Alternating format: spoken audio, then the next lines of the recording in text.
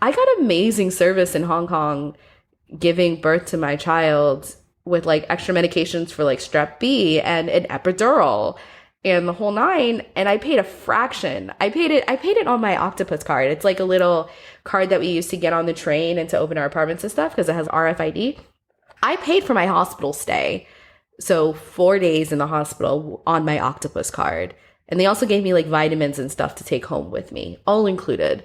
And so it really just doesn't make sense to me why the States has to cost so much when it's like everywhere else has the same equipment and is doing it and it's subsidized by the government and it's, it's covered and you pay like a menial fee.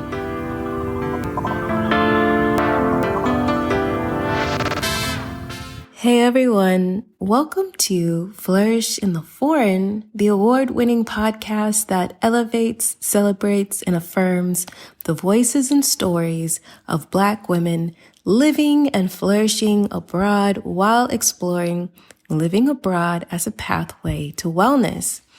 I'm your host, Christine Job, a Black American and Trinidadian woman based in Spain.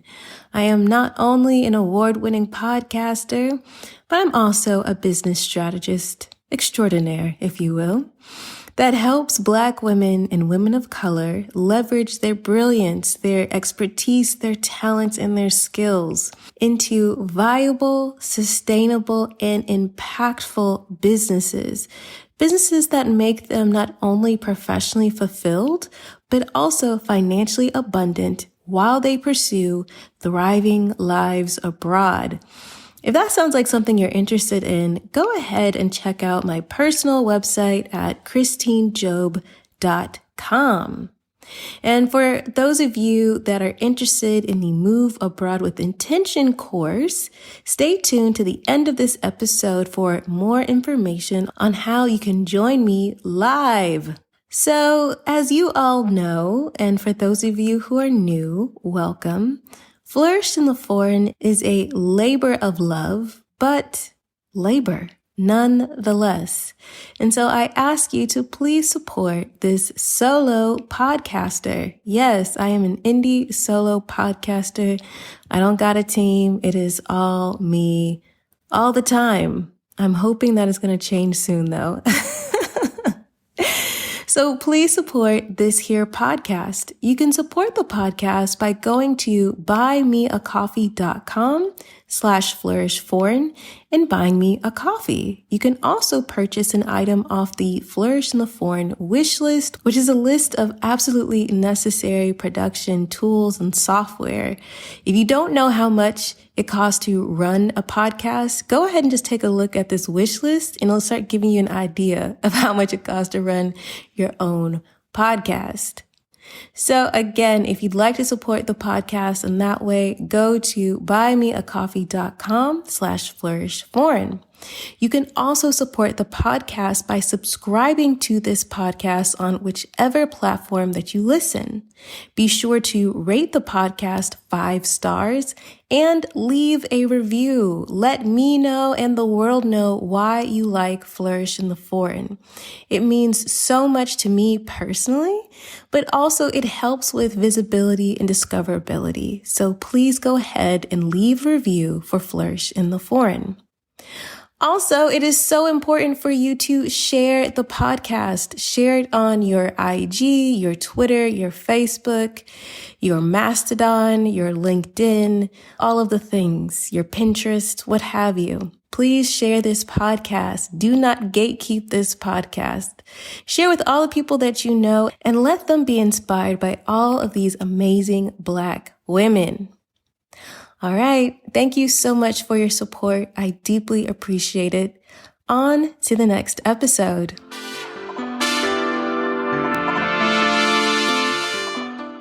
Today's episode is all about pregnancy abroad. Yes, something that I personally have not experienced, but I have quite a few past podcast guests that have experienced pregnancy abroad. And I believe this topic is super important to share. And that's why I created this compilation about various guests' experiences being pregnant abroad. As Black women, particularly in the United States, our maternal death rate is shockingly high. And I know this is a subject that is very interesting to all of you, especially if you're considering moving abroad and maybe expanding your family while abroad, or perhaps you're just like me, just very curious about the whole thing. I know that you will really enjoy this episode. And if you do, be sure to DM me and let me know so I can create more compilations like this, or you can let me know what you want to hear next. Okay, I'm going to let the amazing women of Flourish in the Foreign tell you all about being pregnant abroad. In season 1, episode 28, Roxana describes her and her husband's IVF journey in Singapore. I will disclose that me and my husband are actually going for infertility treatments. We're doing IVF in Singapore, and we started this journey in Hong Kong, although we never sought treatment in Hong Kong. So that has been our biggest connection to any kind of difficulties being abroad. And I will say this, Singapore is brilliant in terms of the medical treatment that we've received here. It's been great. It's been one of the best parts about making the decision to move here, because I know that in the UK, although we would have paid to go private, the National Health Service do IVF, and it would have been a long journey. A lot of people that I have spoken to who have gone through it, the waiting times and the expense and the difficulty has put a real strain on their relationships over here. And I think the fact that we're in Singapore and we're able to go through this really difficult period means that it's meant that Singapore, in a sense, and the structures it has here have saved our marriage and made us more resilient. I'm not sure if we could have done this if it wasn't for living in Singapore. So dealing with infertility here, you always think about the option of adopting. The UK is the only country that Singapore doesn't allow to adopt. So the UK doesn't recognize Singaporean adoptions, and as such, Singapore will not allow British couples to adopt here. So that's super stressful on the other side of things, right? Because if we wanted to adopt, we wouldn't be able to while we lived here. We'd have to go back home or move to another country. That's quite stressful. So that puts a bit more pressure on the whole infertility stuff. But yeah, this is the big thing in our marriage. So anything moving abroad or having to deal with like other currencies or other food is just, eclipsed by the fact that we're also dealing with infertility. So it's a really difficult question to answer without mentioning that. Can you imagine being Black and living in Asia and going through infertility treatments, and they have to explain to you, oh, well, I don't know if you know much about infertility, but you create these embryos, and if they're successful and you have any left over, you can choose to donate them to other women. And it's really funny watching the doctor kind of say that to you, knowing full well that no woman is going to choose to have a baby that's a completely different race to them. There aren't that many Black women who need spare embryos in Singapore. So it's really funny to have these conversations. And on the flip side, them saying, well, embryo adoption is available to you. And it's like, oh, I'm not sure if it would be, I wouldn't mind, but, is a Singaporean woman going to allow her embryos to be birthed by a mixed race couple who are planning to go back to the UK? It's really funny. So in the infertility world, race is a huge conversation that's just started because of the protests. So online, on the forums, people are talking about race. Certain things are, quite apparent when you're doing it in a country where everyone is pretty much a different race to you. That's not something that people talk about. I'm talking about it now because I think it's important to talk about it. I'm trying to normalize talking about it. I asked Roxy to share some advice for anyone that is embarking on an IVF journey. I would say, no matter who your doctor is, what their accolades is, always be your own advocate. I have read some research, and I'm not a scientist, I'm not a doctor, and anyone who is doing IVF has probably read lots of research papers. There are certain tests for which Black women are not in the norm because of the fact that we're Black women. So sometimes you have to get your doctors to order tests that they wouldn't routinely order. You know, just do your own research and always be your own advocate. Don't give everything to your doctors. In saying that, Dr. Google sometimes is the worst. So you don't have to constantly be online Googling things, because that is the temptation. The next thing is, I've been trying to conceive for a long time, but I've tried, and I always advocate, to treat everything like a clean slate. So if you've been doing something for a year and it's not worked, and the doctor or you have discovered this might be a diagnosis or this might be the reason, then treat that as the first day. You know, everything is a clean slate. Every step is a different step. The next is keep yourself super busy, because IVF is long. It's a long process. I think I'm quite lucky in that I'm not so emotionally attached to the idea of having children. I'm doing it because I want to have children, but there are people in this community, in the infertility community, who have real struggles with the idea of being childless. I find it sometimes quite difficult to connect with people in the IVF community online, particularly. Obviously, these are faceless people, but things like, we should abolish Mother's Day because it makes us feel insecure about the fact that we're not mothers, or, you know, we should abolish pregnancy jokes on April Fool's Day. This is horrible. I get it. I understand those feelings, but I don't. So, you know, they haven't really helped me. In Season 1, Episode 27, Morgan describes what it was like being pregnant with both of her children in Kenya and Guinea, respectively. So for my youngest daughter, well, actually, both of my kids, I was pregnant overseas. My oldest daughter, it was in Kenya, and my youngest daughter was in Guinea. I went back to the US to deliver, but I was abroad both times. The most recent one in Guinea was just such a interesting experience. Because I work with folks who support the healthcare system, I was sort of familiar with how the healthcare system worked. I know that the Ebola epidemic was really damaging to the health system in Guinea, and there were a lot of people who just sort of lost trust in the system. You had a lot of moms who may have had prenatal care needs, but they didn't want to go into a health facility because they were afraid that they may get Ebola. So you had a lot of people that just stopped going for routine things. And so we were there at a point where it was just starting to pick back up, where people were increasing trust in the health system. But when I went for my first doctor's appointment, so we have an option to evacuate, like medical evacuation, to another place. Sometimes it's South Africa, or you can go to UK or whatever, to just get your scans, etc. But it didn't really work well for us because we had a family with another child who was in school. My husband was working. And so I couldn't be like, okay, let's all just go to South Africa to do my scans. So I said, okay, I'll just go to a local health facility. And I remember someone told me, like, this is the one to go to. This is the doctor. Make an appointment. So I did all of that. But I actually remember going, and I think we went at like 6:30 a.m. Like, we were trying to get there super early. One, to beat the traffic, but two, just because we were told that there could be like long wait times. So we get there at like 6:30 a.m., put in our stuff with the receptionist, and we sit down. I don't think that I actually was seen by anyone until like 3 p.m. And it was crazy because it was one of the earlier ultrasounds where like your bladder has to be really full. I was like drinking water so much, trying to make sure I was ready for the scan. And it was like hours before anyone ever called me. And so at some point, I think probably by midday, I went to the front desk and I said, hey, like, I see people who are coming in after us that are being seen before us. So I just want to make sure that we're on the list. Like, what's the deal? And they were like, oh, actually, you can bring your card in a day before and reserve your place.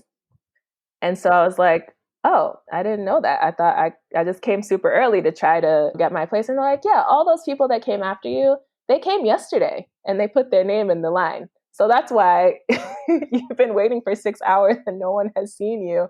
And I was like, I wish somebody would have told me that because I could have stayed home. So yeah, just interesting things like that where I was like, oh my goodness, I just spent the whole day at this facility, like waiting to see someone. And yeah, it was just an interesting experience. In terms of the health facilities on this side, they're much better. I have had a couple of falls. I was running in town and I fell on a hill and I had to like go to the hospital. So I've experienced the health system here myself. And I will say that an interesting thing, especially from other Black colleagues, I think that there's this general perception that the health system is not it's not ingrained with the same bias that there is in the United States. And so, especially knowing the reproductive and maternal health outcomes for Black women in America, and that at the same health facility, a white woman and a Black woman have totally different outcomes potentially. I think that's something that you don't feel as much. I think that here, I remember when I went to the hospital in Kenya when I was pregnant with my first daughter, and I was new and I was like, okay, like, what do I do?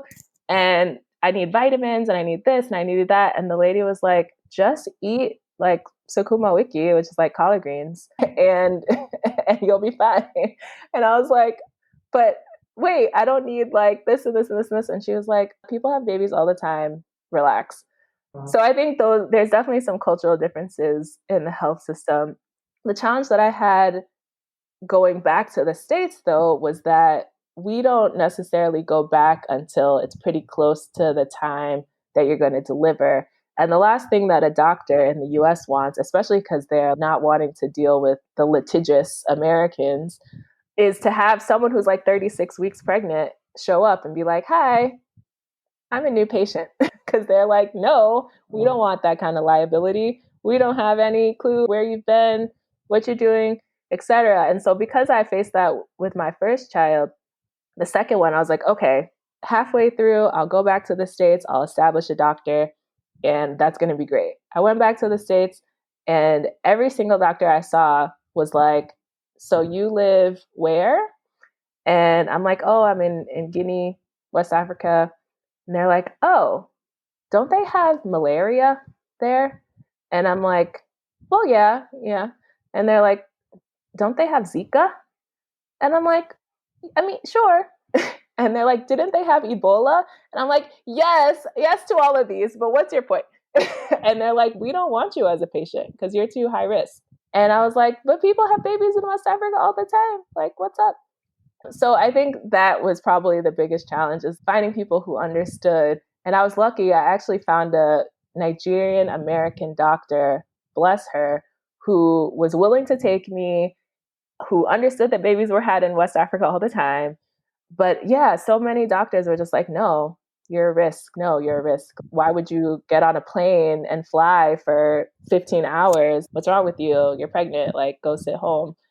In season 1, episode 20, I spoke with Jessie in Strasbourg, France, and she shared what it was like being pregnant in France. When I found out I was pregnant, I was like, wow, because I kind of had a little freak out moment at the beginning because I was like, oh, like, will I be able to speak English in the delivery room? Will they just be speaking to me in French while I am in an altered state of just trying to give birth? And so those were a lot of questions that were running through my mind whenever I first found out I was pregnant.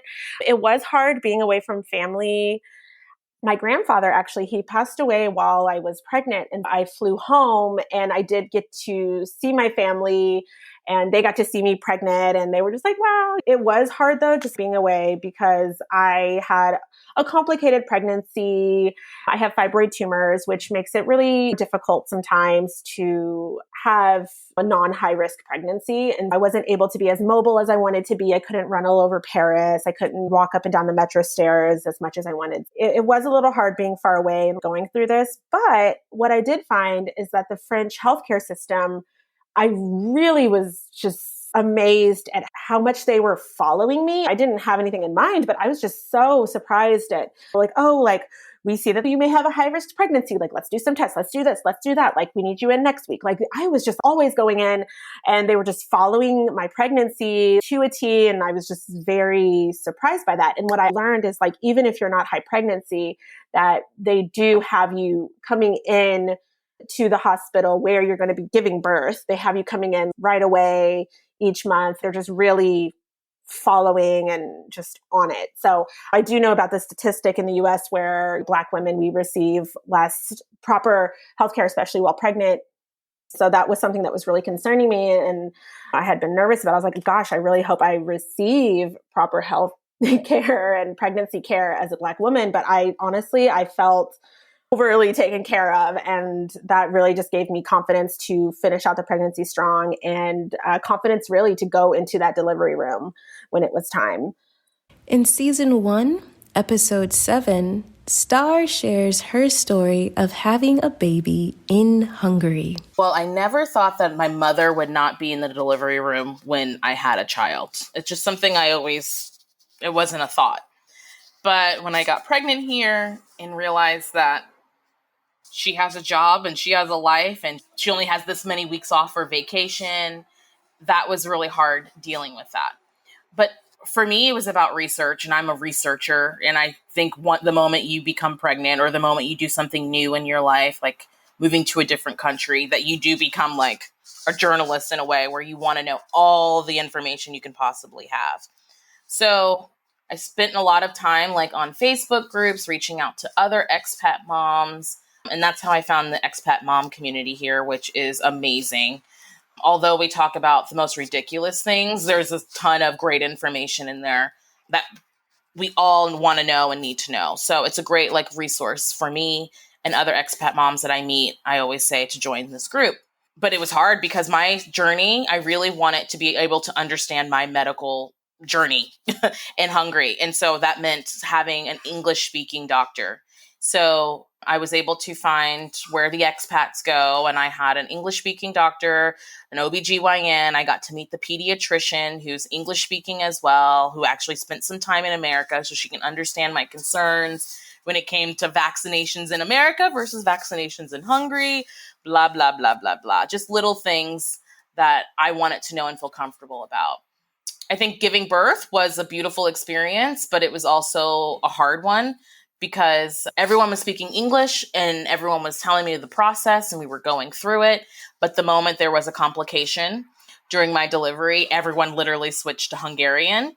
From there, just for them to communicate faster, I was okay with it because I understood that something was happening. But it was definitely scarier to hear people speaking over me in Hungarian in a very harsh way, because there was, beeps were going off, things were wrong, and they were just like, and I was left out of the conversation, and it was about my body and my child in my body. Ultimately, I had a C-section, an emergency C-section, and the baby came out fine, and everyone switched back to English, and it was all good in the hood. But yeah, definitely an experience. If you're an expat mom, what it's like, it's nerve-wracking, it's scary, it's liberating, it's exciting. And I'm definitely proud to be able to say that I could have done that. I was talking to other expat moms, and when it comes down to doing anything in Hungary, no one goes about it in this. There's not step 1, step 2, step 3, step 4. It's literally everyone starts with step 4 or 3 and then go to 1. It's like no one has the same path, is my point. So even with having a baby in Hungary, no one has the exact numbers. I will say that I went all private healthcare, all private doctors, the most expensive way possible. Not because I have it, just something that I felt comfortable with. Being new to a new country is just doing private. So out of pocket without insurance was $10,000 to deliver a child, which in America with insurance, $10,000 is nothing, because having children can be up to like $20,000, $30,000, right? For one child. But then there's other moms that went through the local healthcare and they had their child for virtually free. So, and then there's people that are in between who switched back and forth, did a little private, did a little state, did a little whatever. And so then people are at the 5,000 mark. So honestly, it's unfortunate to say there is no exact number or science when it comes to doing anything in Hungary. And I don't understand why that is. Even with getting your driver's license, one person has to go through it this way and another person goes through it this way, and no one seems to cross paths with how to even switch over your driver's license, something as simple as that. So it's hard to navigate, but that's why we all just kind of lean on each other and take a deep breath and get through the best way we all can. In season 1, episode 2, Deanna was in Hong Kong with her husband and her 2 daughters. She described the difference between her first pregnancy and delivery in Atlanta and her second pregnancy and delivery in Hong Kong. I got pregnant the first time when I was 23, right after I got married. We ended up getting pregnant, which not part of the plan. So yeah, we got pregnant and we were like, well, I guess we're just going to be parents now. My pregnancy with Aria was sucky. It was awful. I had morning sickness for maybe 7 months. So starting from like the moment I found out I was pregnant, for about 7 months straight, I had morning sickness, throwing up all over the place. And I am meanwhile losing weight like crazy. And so I can't like, physically my body's not holding her up very well. And so, I'm still going to work every day. I'm still working full time. I had a lot of support from friends and family.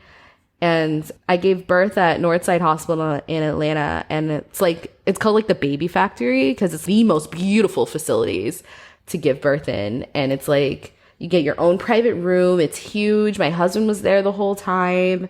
I got my epidural, but I was in labor for like 26 hours, which again, not ideal, but yeah, that was awful.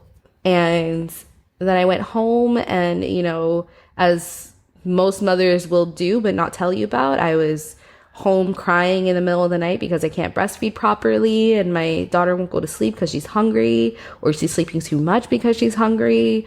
It was really, really rough. And that was with having like a support system around me. And then it cost me like $8,000 with insurance because America.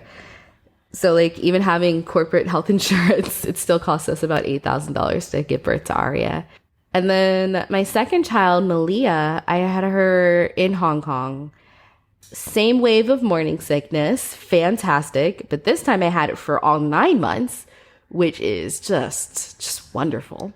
So with Malia, for transportation, we don't have a car here. Everything we do is usually public transportation or we're walking or something. So it was still a lot of walking, which was odd for me because, I'm getting bigger and I'm nauseous, but I have to walk and take buses everywhere. So I started fainting everywhere. I fainted on the way home from work on a bus, I think twice. I fainted on the train twice. I fainted at work once. I fainted at home a few times. I think the first time I fainted at work, my coworker's like, "No, you have to go to the hospital." And I'm like, "Well, I don't want to go to the hospital. I don't know if I can afford the hospital," because I had never been to the hospital before then. Because even in the States, I would think I can't afford the ambulance ride. It's a $500 taxi ride. Why would I do that? But here, it's like, why would you not go? Of course you go to the hospital. Why would you not? And like the doctors would look at me and they'd be, "You're staying overnight, right? Like, why would you leave? It's going to cost you nothing."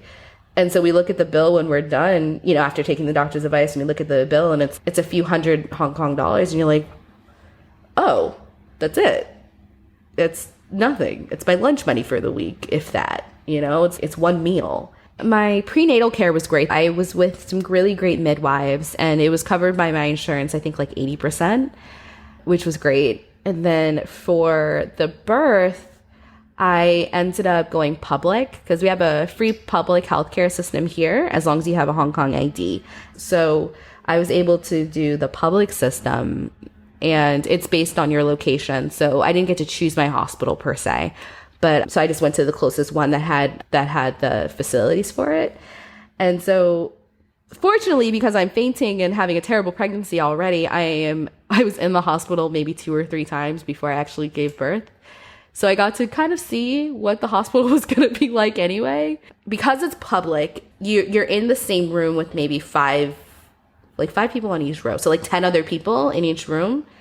And it's sectioned off by curtains. And so there's, you hear other women moaning and groaning, but also it's the age of technology. So everyone has like headphones. You're enjoying your own media or reading books or doing whatever.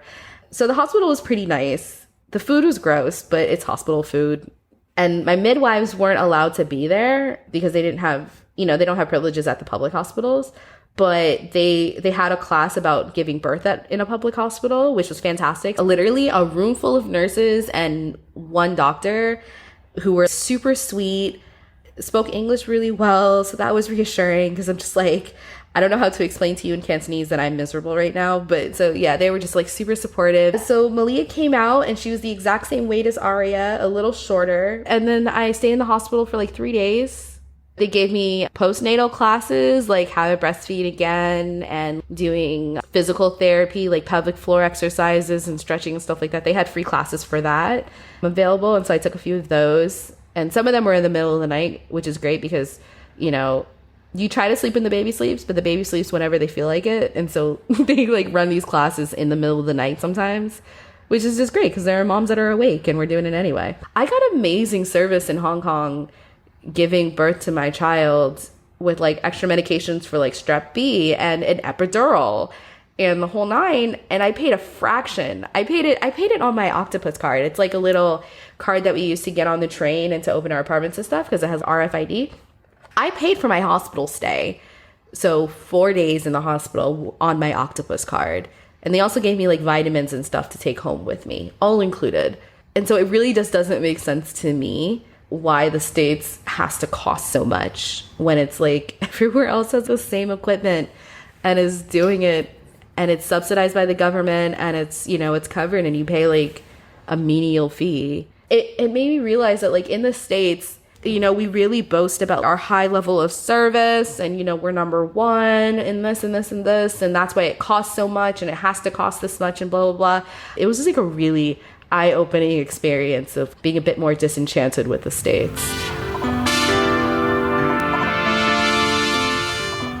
Hey everyone, I hope you're enjoying this episode of Flourish in the Foreign. And if you are, please consider supporting this podcast by buying me a coffee or purchasing an item off the podcast wish list on Buy Me a Coffee. So you can either go to buymeacoffee.com/flourishforeign and buy me a coffee, or you can purchase an item off our wish list. Either way, thank you so much for listening to the podcast. Make sure you're subscribed and you left a review. And now on to the rest of the episode.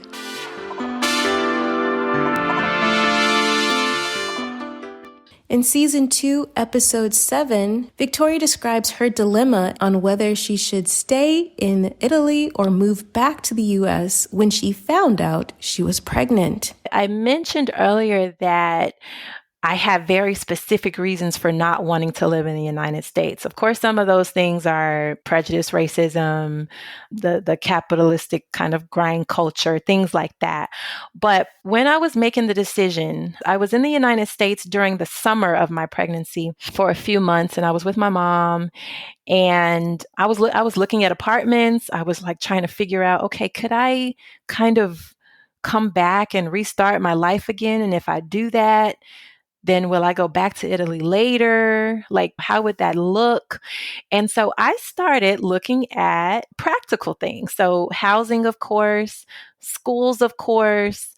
And then I started looking at healthcare and daycare, childcare. And I had a good friend of mine. We were pregnant, a lady who lived here in my hometown, an Italian lady. We were pregnant at the same time. And so we would go on walks together and do our yoga class together and go to our prenatal classes together. And she would keep in touch with me while I was in the United States. And I would also reach out to her to ask her like little questions about just different things about healthcare and childcare. And I remember understanding that, okay, I can get healthcare for my kid either through the system, which seemed like pure crap. Because I even tried, like I tried to just do like a doctor's visit under this quote unquote system. And I'm like in a line and I had to fill out tons and tons of paperwork. And it was really degrading. It's like you have to make less than a certain amount, but you can't make more than a certain amount just to get some help. And so it's like, okay, so I could get her health care under this welfare system, but I wouldn't necessarily qualify. And then I could also get her health care like under the work or benefits or whatever of her father, but I wouldn't be privy to that. It was very disjointed and it wasn't holistic in that it took into consideration the whole family and the needs of the whole family, like the European system, national healthcare, universal healthcare, like that type of construct. And so one of the things that I learned early on when I first gave birth was how pivotal and how central and how important the healthcare of the mother is. The child too, but the healthcare and the mental healthcare of the mother is so important, but so extremely neglected globally, but especially in the United States, where you have to be able to afford those types of things. And if you can't afford it, it's such, like I said, a degrading hassle to go through to get the help that you need, to get the healthcare that you need. And so that was definitely one of those specific factors that led me to stay in Italy. But then the second one was childcare. I came to understand that childcare in the United States was basically the salary of one of the parents. Almost. So I'm touring some of the facilities of different daycares and stuff because I'm like, okay, if I'm going to have her and I'm going to work, she's going to have to go to daycare. Okay, so let's go tour some facilities and see what this is about. So I toured different types of facilities in different neighborhoods, and it all ranged anywhere from $500 a month to $1,200 a month. And I was like, oh my gosh, like, so you have to work in order to send them to daycare. And so I'm like putting like puzzle pieces together. And so I said, well, then why don't she just stay home? Well, you can't do that if you're a single parent. But so then I said, well, why aren't my married friends doing that? I was on this mission to understand. And so I was like interviewing my friends, like, I'm going to ask you some questions. Okay, you and the hubby, y'all both work. Great jobs. Both of y'all have cars, beautiful house, and you got the kids. How much are you paying for daycare? And it was an astronomical amount. And I'm like, okay, so why are you paying that much when the kid could just stay home with you and you're saving money? Or maybe work part-time or something like that and get your parents involved or, just some sort of workaround. And the answer almost across the board was that they both had to work because they were in student debt and they were having to repay loans. And so I'm like, oh my gosh. And I never did that because I paid for community college out of pocket or with grants. I never got loans. I never had that problem. So it's not even something that crossed my mind. And so I'm understanding even more why I didn't want to live in the United States, because it just seemed like a money trap. So you go to school, you get the loans to go to school, you have the job to pay the loans, but now you have a kid who you have to send to a daycare that you also have to pay, which is the majority of your salary. It was just crazy to me. I reached out to my friend here and I said, okay, so when the babies are born, what are you going to do? Are you going to stay home for a bit? She said, yeah, maybe the first 6 months or so, maybe the first year. And I said, okay. I said, so what exactly are the childcare options like there? And she said, oh, well, the babies can start school as early as 1 year or so, school as in daycare, and they can go to the public daycare from morning to noon completely free, or you can go to the private one and it's about 190 euros a month. And I was like, for what?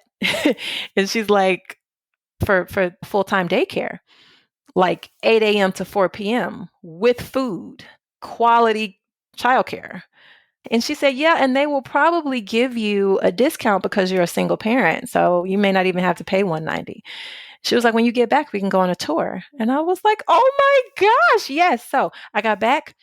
gave birth to my kid. I wasn't even thinking about daycares or whatever. But when she turned about 1.5, we did the tours together, me and my friend and her little boy and my little girl. And I mean, it's this beautiful facility in like an old church monastery, and it's run by nuns, but they have the actual school teachers. And it's literally $200 a month, and it's 8 to 4, and it's fantastic program, and it's completely Italian. They don't speak English, but I do. We do our own lessons and stuff at home, but she gets that culture. She gets that language. She's fluent. It's almost like her second mother tongue. And because I work here, and I pay into the tax system, we have automatic access to healthcare. It's not linked to a job. It's just that you pay into the tax system. And even if you didn't, you could still qualify for healthcare. And I don't think about if she's sick, she's going to the hospital or she's going to her doctor. If I'm sick, I'm going too. It's not just her, it's me too. And her childcare is taken care of. And that frees up so much money and funds for me to be able to afford a nanny/babysitter situation or to enroll her in extracurricular activities. All of that stemmed from even when I was pregnant.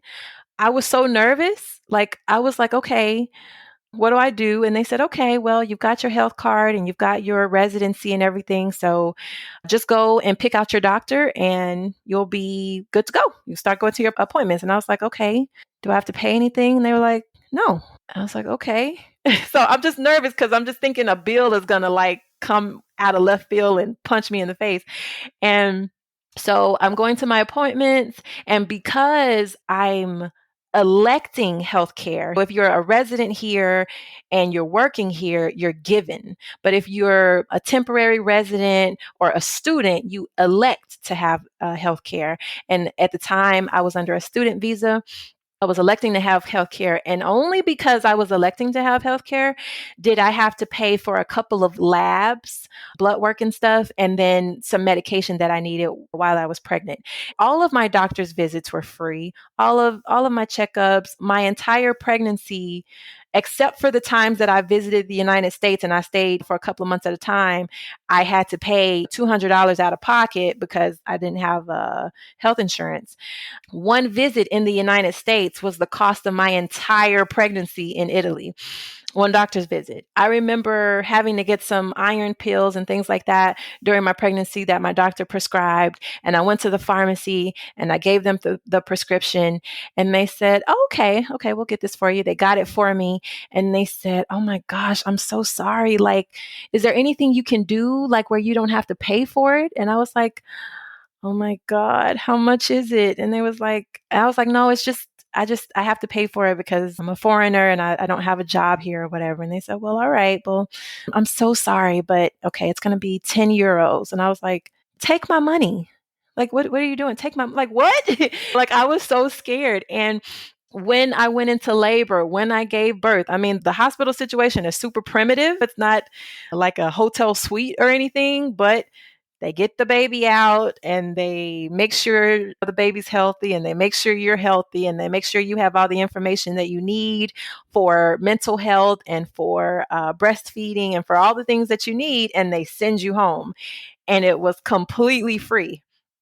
And I was still kind of looking over my shoulder a couple of months after she was born, like, I know they're going to send me a bill. And they never did, because they don't charge you for giving birth, to a human being in Italy and in a lot of places.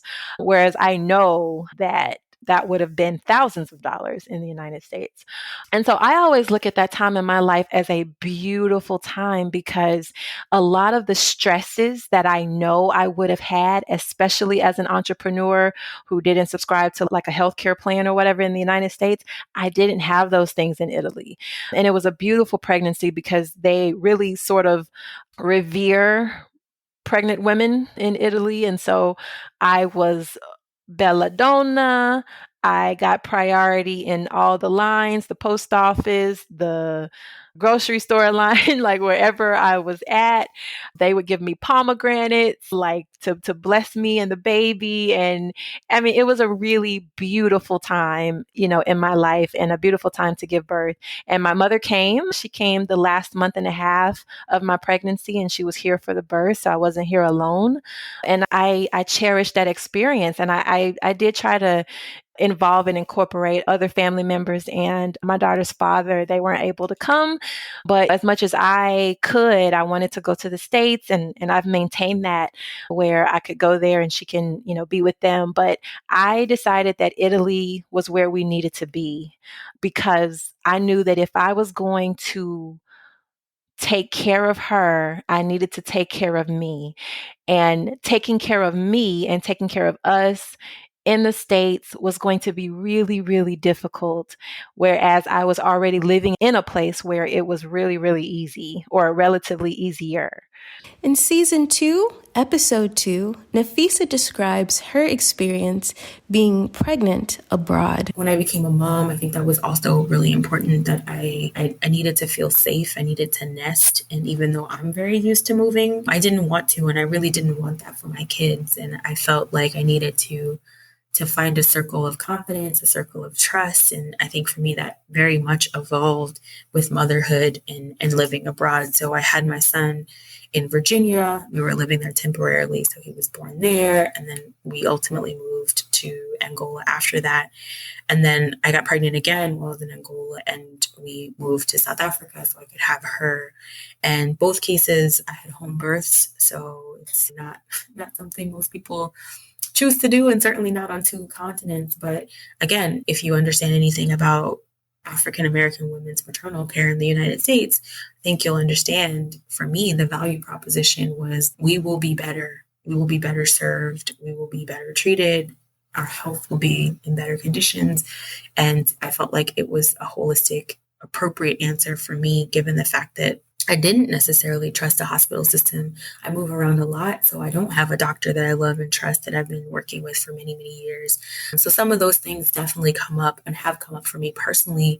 And I think some of the things that people will kind of consider to be like crunchy granola type answers tend to be what I go to, but it's because it's the most self-sufficient, because I'm not embedded in a society long enough to build trust with some of these service providers and experts that some people have had in their lives for decades, because I don't have that. I often am looking for these smaller, hippy-dippy, holistic, green mom type communities, because they are very welcoming and they are very accepting of people who have different ideas and who aren't already inculcated in one particular type of culture. And for me personally, it's looked one way. But I know that from all the people that I've talked to, the search for a better life is a register of wellness. And I think everybody who considers themselves a traveler can really feel that narrative. In season 1, episode 48, Maya shared her experience being pregnant in Paris. As I mentioned before, Maya and I recorded this interview many, many months ago. And at the time, she was very pregnant and just about to give birth. And she actually did give birth the day after our interview. And so during our interview, I asked her to tell me about her experience being pregnant in Paris, her impressions of the French healthcare system as a public health professional, but also how the COVID-19 pandemic affected her experience. It's been very interesting, I would say. I found out I was pregnant in January, so life was still normal. This was before COVID. It was a winter. I was feeling all the things. I was excited. I was anxious. I was like, oh, what does this even look like? I've never been pregnant, period, yet alone pregnant in another country. Where do I start? How do I navigate things? I felt very overwhelmed.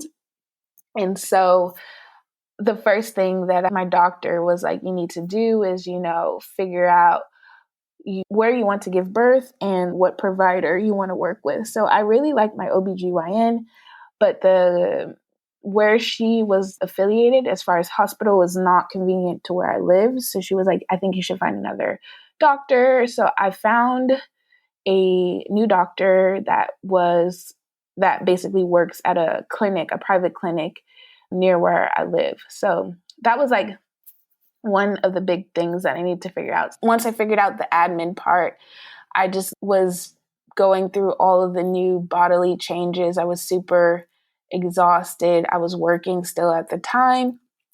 And I just felt very unlike myself. I just felt like the hormones took over my body and I was just getting through the days. I know the healthcare system very well here just because of my experience studying public health here. And then I've used the healthcare system, I would say, pretty extensively. For example, last year I had actually a surgery on my hip. So growing up, I did a lot of sports. I ran track and field, and I had a wear and tear issue with my hip that needed to be corrected. And so I had surgery last March. I basically spent 3 days at the hospital, and then I was on sick leave at home for 1 month, of which I was on crutches that whole time. So I actually ended up having a nurse that was coming to my house every day to check on my wound and to give me these shots to help with preventing blood clots. So I was super happy with my experience at the hospital.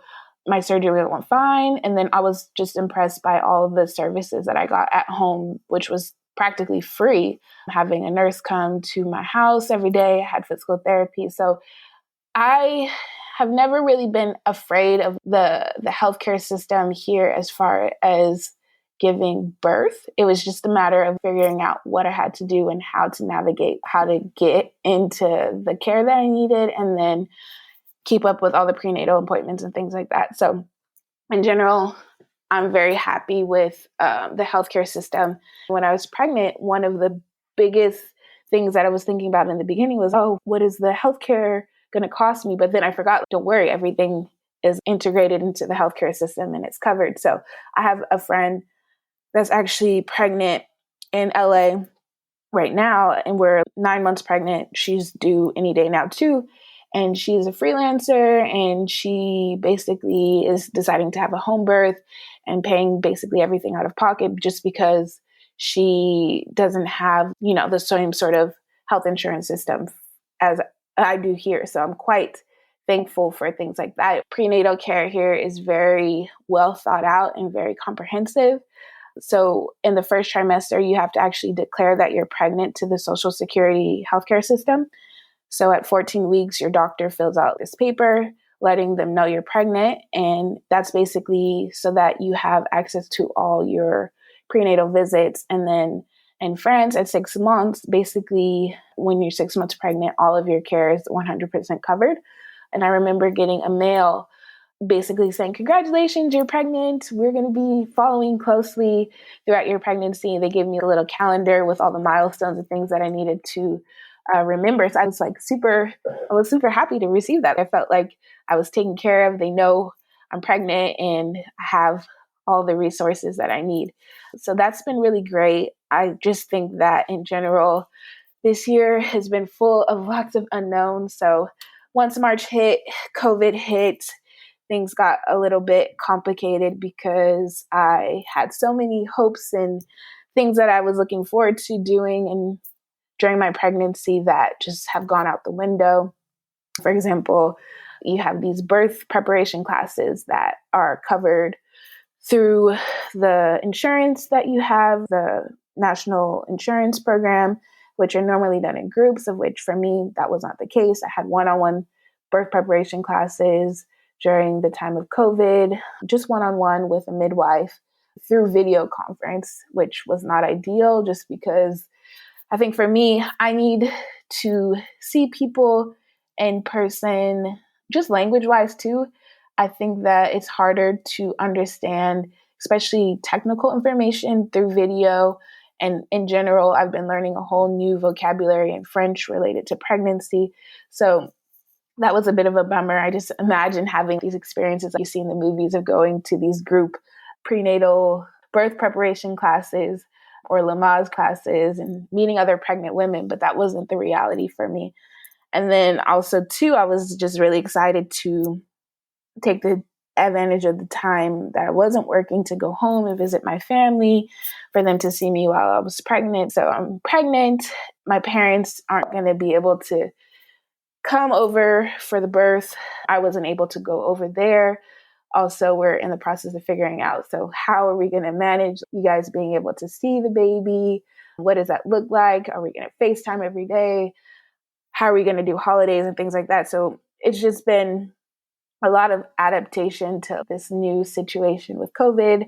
I'm happy that in France, things are getting a little better. In the beginning of my pregnancy, my partner couldn't come with me to any of my appointments. So that was a bummer as well. All of these milestones. My first sonogram, he wasn't able to come with me. He didn't get to go with me to my monthly prenatal appointments up until maybe 6 months when things kind of reopened. He was able to come. So it's been a lot dealing with pregnancy in general, and then dealing with the new safety measures because of COVID. I would say it's been lonely. You've been confined.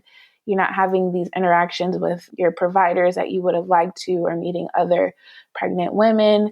And then also just not being accompanied by your partner to your appointments. It's been really hard, actually. But I'm thankful that right now where I'm at, I'm due any day now. At the moment, my partner is able to come. He's able to come to the hospital. He's able to stay there. I've been well taken care of as far as my providers. I've been able to kind of create a team that's quite holistic. So I have my OBGYN. I am working with a midwife as well. I've been doing acupuncture. I've been doing appointments with an osteopath, which is kind of a chiropractor, but not really. They do manipulations of your body. Mine is specialized in pre and postnatal, so she's been really good in just making sure my hips are balanced and even, and making sure my posture is good, checking the position of the baby. I've been trying to be as holistic with my pregnancy in general and find providers that kind of align with that as well. In season 2, episode 9, Lisa shares her story of being pregnant and delivering in China. I lived in Guangzhou. Guangzhou is one of the third largest cities. I think it's Beijing, then Shanghai, then Guangzhou. Now, when I moved to China, I then, quite frankly, I met someone who was sort of a rebound, I guess. I was newly divorced, whatever, and we decided to have a child together. There were some medical issues that kind of forced that hand with me getting pregnant. I was in my 40s. And so the window of opportunity to conceive was becoming narrower. And so we decided to move forward with that. He's not Chinese. He's a European. And we were not married, not living together. We were in a relationship, but I later realized after my pregnancy that his availability was not what it had been presented to be. So having my daughter in a foreign country was interesting. That was far more interesting than getting married and getting divorced. But I was fortunate, again, to be in a place where the one baby policy was still very much in play. It was only toward the end of my being there that they began to reconsider that and make concessions. But here I am, this older American woman, single, having a baby, and I was pretty much like put on a perpetual lily pad through the whole experience. I was taken good care of. And having a baby wherever you are can be challenging. I was just really happy to have a team of folks who I trusted and who their approach and values were in alignment with mine. And it was a great pregnancy, great birth, daughter's thriving. Also, because being in China, I think, versus having, say, her in Japan, I was, as a single parent, able to hire help. And so I basically had a nanny. Now, nannies, IEs, they call them, which really is like a term for, like, it means auntie, are pretty commonplace in Asia, but particularly in China, the auntie or the IE can be anywhere from a family member to someone who's not affiliated with your family that you hire from outside of your family, someone who comes in and who looks after your children, your house and home. I had a wonderful IE, wonderful. And again, I was really, really lucky. This is just me not really knowing what I'm doing. And at some points is going, oh, dear God, please let me find somebody who's bilingual, who I can feel good about leaving my child with, because I don't know how I'm going to do this otherwise. And she showed up and she became like family to us. But if that were not a part of that culture, then having her, particularly as a single parent, would not have been possible. The care in China was quite good. With regard to being pregnant, birthing, it's more common in China, I think, to do C-sections. And what I found to be actually more challenging for me was having so many people's words in my ear, so many voices in my head, mostly coming from other foreign women. And like, oh, are you going to have a natural birth? Are you going to do it this way? Are you going to do it that way? Are you going to whatever? And are you going to breastfeed? There was just so much of like what are you going to do? How are you going to do it? You should do it this way, and don't let them this and don't let them that. And I have to tell you that like, it was just, and again, largely because of the context of the relationship that I was in, my biggest priority was and still is my daughter's safety.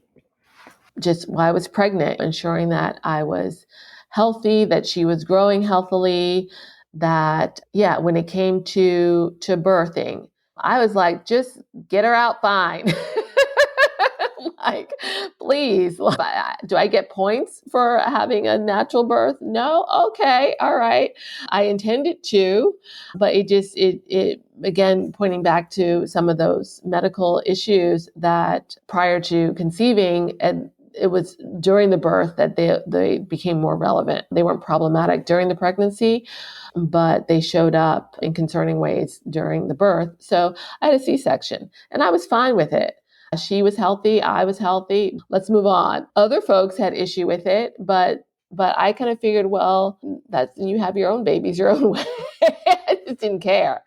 And I think that's something I learned, or like a kind of aspect I fine-tuned more so living abroad, is that you're always going to have folks telling you what you should and could do. And a lot of it's going to be bureaucratic. You need to have your visa. You need to like change this. You've got 90 days to be here, or you've got to modify that, or like learning the laws and the social codes, just essentially navigating the social contract of kind of where you are as a woman, as a foreigner, as so many other things, right? As a worker, that at some point you've got to cultivate a sense of good judgment, discernment, decision-making, and really be careful and particular about who you have in your inner circle and who you have as part of your advisory kind of committee. Who do you talk to? Who do you go to for certain things? Having a good resource of help and support doesn't mean having a lot of people. It just means having the right people there. And I was fortunate to have the right people who weren't just going to tell me what I wanted to hear, but people who, through their experience and through their values and their knowledge or whatever, were going to guide me and or support me as needed. Ultimately, there were choices that I needed to make and that I needed to then own. I got very good at being my own counsel. Thank you so much for listening to this episode of Flourish in the Foreign. If you enjoyed this episode and if you want to see more episodes like this, be sure to let me know. Slide in my DMs or go to flourishintheforeign.com and send me a message via the contact page. I'd love to hear from you. So, what is Move Abroad with Intention course? Well, there are two versions of the course. There is a self-study course and then there is a live version course, okay? The self-study course is a 5-week self-study course with pre-recorded material and curriculum that you'll have access immediately. So once you purchase the course, you have that material. And you will be walked through crafting your unique vision of a life well lived abroad, to country selection, to employment and money management, preparing to leave, arriving and landing, making community, and preparing to stay long term and repatriating. It is an all encompassing 5-week course with a complimentary Move Abroad with Intention guide, which I believe is just essential and is really foundational of the course. Now, what else do you get with this self-study course?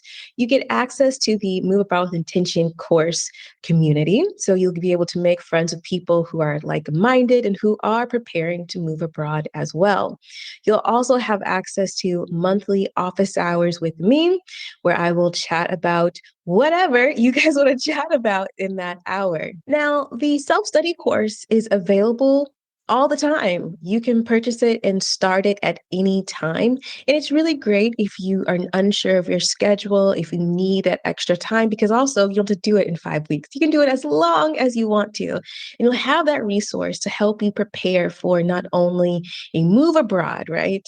But a sustainable move abroad, a move that's going to be the beginning of a new chapter of a life well lived for you. Okay. Now, if you're interested in the live version of the Move Abroad with Intention course, listen up. So, the live version of this course is not available year round. It will only be available certain times of the year. And if you're interested in it, I highly suggest you be signed up for the Flourish the Foreign newsletter, because that's when I will be letting everyone know when the live course is available for sign up.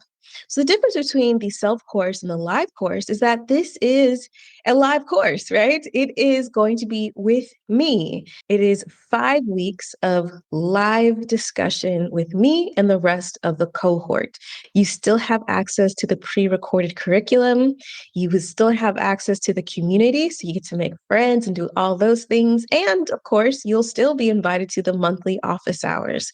The major difference is that if you are looking for some accountability, and if you want to chat with me live on a weekly basis for 5 weeks, this is the version for you. It really comes down to you knowing yourself, how you research, and how much accountability you need. And if you want to do it live and if you want to chat with me, that's totally fine. The truth is that moving abroad is a hassle. It just is. I know that a lot of people don't want to hear that, but I know that a lot of people, maybe you included, also have a deep fear of failing abroad, meaning you move abroad, you hate it, you don't make friends, you go broke, you have to come home with your tail between your legs. Like, a lot of people have that fear. And I think they have that fear because they are not moving abroad with deep intentionality. Deep intentionality means knowing yourself and knowing what you truly desire and require in this next chapter of your life, and being honest with yourself. And Moving Abroad with Intention course will help you build that foundation for a sustainable move abroad. At the end of this course, if you do the homework, you have a thick binder of research uniquely crafted for you and your life that will be the guiding star for you in this move abroad. Now, if this sounds like something you're interested in, I encourage you to sign up for Move Abroad with Intention course, either self-study or live version now. I hope to see you soon. And as always, thanks to Zach Higgs for producing the music of this podcast. I appreciate you, sir. And remember, it is not about moving abroad. It's not about being abroad. It's about flourishing abroad. So go abroad and cultivate a life well lived. See you next time. Bye.